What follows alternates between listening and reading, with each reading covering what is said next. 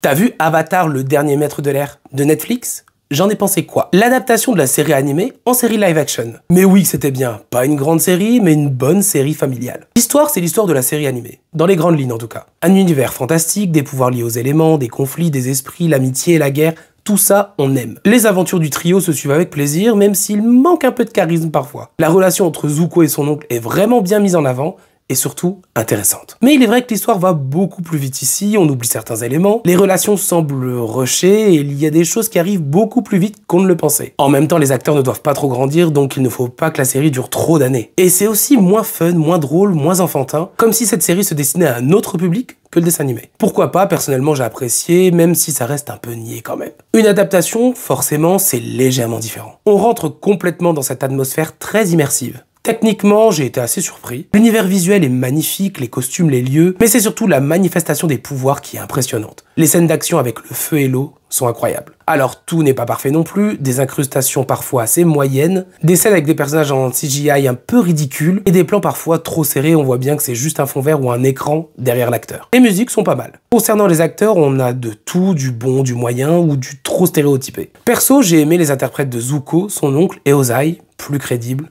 en VO toujours.